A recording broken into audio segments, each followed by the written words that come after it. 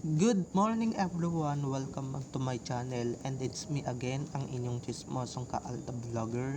So gusto ko munang magpasalamat sa inyong lahat sa mga walang sawang tumatangkilik na nanonood, sumusuporta at sumusubaybay ng mga content ko dito sa aking YT channel. So ito huwag ninyong babaktawan o lalaktawan tong ating content ngayong araw. I'm sure na hindi ninyo pagsisisihan na pinanood nyo to mula umpisa hanggang hulihan, and syempre huwag ninyong i-skip ang mga segments sa start to finish. Kaya eto na, dumako na tayo sa ating main topic for today's video agad-agad.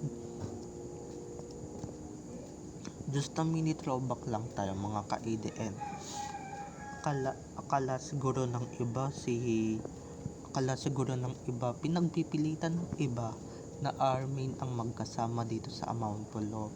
So eto na guys, watch this, mamaya ipapaliwanag ko sa inyo ng buong buo. So eto na guys, watch this.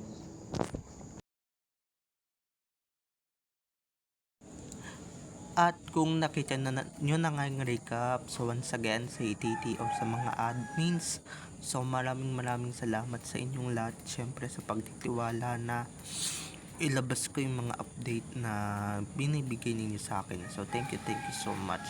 And syempre matitibay itong mga updates na binibigay ninyo, kaya karapat dapat lang na ilabas. So eto na, dumako na tayo sa ating main topic for today's video. Like what I said earlier, gaya nung sinasabi ko kanina, dito mini throwback lang tayo dahil nga mag-New Year na. Natatandaan nyo ba guys yung amount pollution ay yung amount pollution ng Aldab? Ito nga, pinagpipilitan ng mga hudas balabas na magkasama daw yung army sa iisang lugar, pero hindi naman pala ganun katawan ni Mr. Spotted, ganun katawan ni Mr. Spotted, bigla siya nagkagano ng katawan. Guys, payat na payat si Mr. Spotted, parang may TV at parang may hepa, diba? So doon pa lang guys, halatang na edited yun, diba? Buti na lang talaga lumabas ang katotohanan at lumabas agad ang katotohanan na talagang Aldab ang magkasama. Talagang ang galing talaga ng mga ADN na magsoko. And syempre kung gusto talaga nilang soko, diba, kung talagang magsoko sila, talagang walang lusot na talagang magkasama talaga yung dalawa. Ba't siya dun? Hindi niya naman lugar dun, ba't siya mapapadpad dun? Tsaka anong gagawin nila dun? Kung magagawin man yan dyan, diba walang ibang kasama yan kung hindi yung jowa ng bakla, diba? Si AD. So ay nako mga ka-Aldab Nation, talagang dito booking na booking sila. And syempre nagbook sila dahil guys, hindi naman ganyan hubog ni Spotted, no? Yung hubog niya parang kawayan sa diretso yung katawan, no? Parang kawayan at at isang bulatin na lang guys ang pipirma. Yun na lang yun mga ka-ADN, diba? Di naman tayo tangat, di naman tayo bobo para hindi naman magbasa. At I'm sure guys,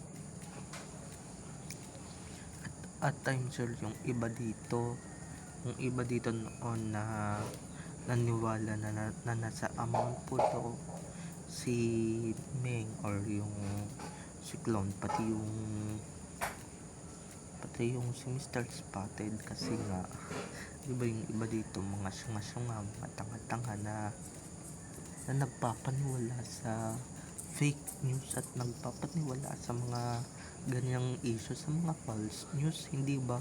Yung mga nagpapaniwala sa mga ganyang balita, sa mga ganyang information. So, hindi totoo yan at hindi totoong magkasama si Mr. Spotted at si Maine. Okay? Linawin ko lang.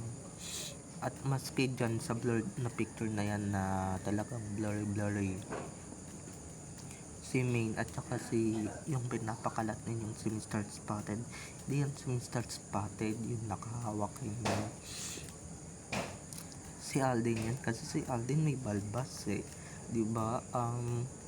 Magandang pagkaano ng balbas, yung si Spotted napaka balasubas ng balbas para siyang yung matandang ermitanyo na hindi natin alam kung, di ba, na ganun yung buhok niya sa bibig or sa balbas, yung tsaka pati bigote niya.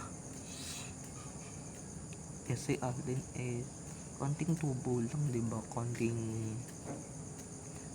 ano lang. And guys, tandaan ninyo, nag-post din si Alden Richards ng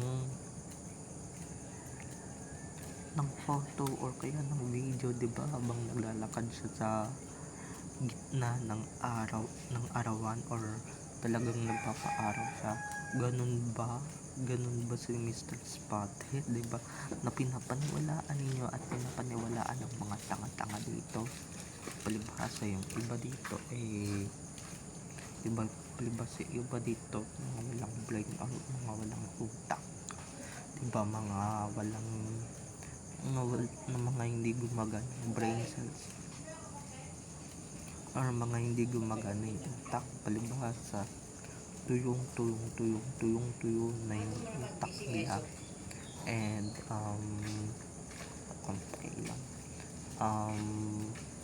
palibhasa ito na nga, walang pakialam sa atin yung mga buzzers kahit na i-bash nila tayo ng i-bash. And syempre pagsalitaan tayo ng pagsalitaan. So ayan,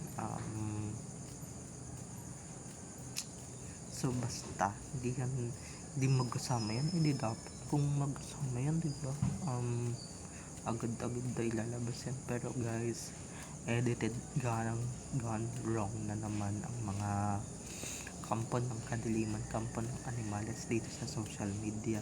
Alam niyo naman yung mga yan, diba, kunwari tatali-talinuhan, pero guys, dapat yung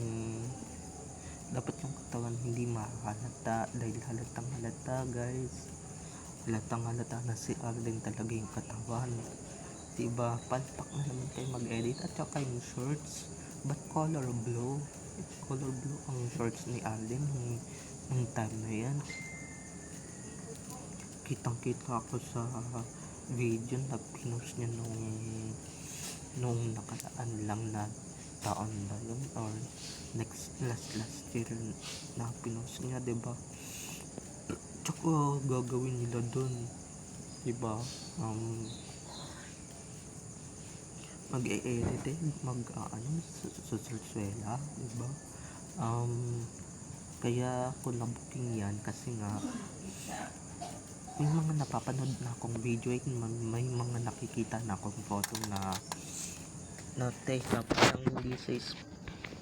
parang hindi si Spotted to, diba? Parang si Alden to, kasi medyo chubby ang katawan, tsaka yung abs, diba, medyo chubby ng konti, maskulado yung katawan, tsaka yung chan, diba, bulk yung si Spotted, diba, bukod sa walang abs, buto-buto yung katawan. And syempre buto-buto yung katawan, and syempre di naman pogi, mukha namang naka diba, para siyang butot balat na kung susumahin ninyo. Ikumpara nyo naman kay Alden na medyo may laman ng konti, diba? Kaya agad akong naniwala agad dito sa nilabas ko dito sa social media kasi nga 'di ba medyo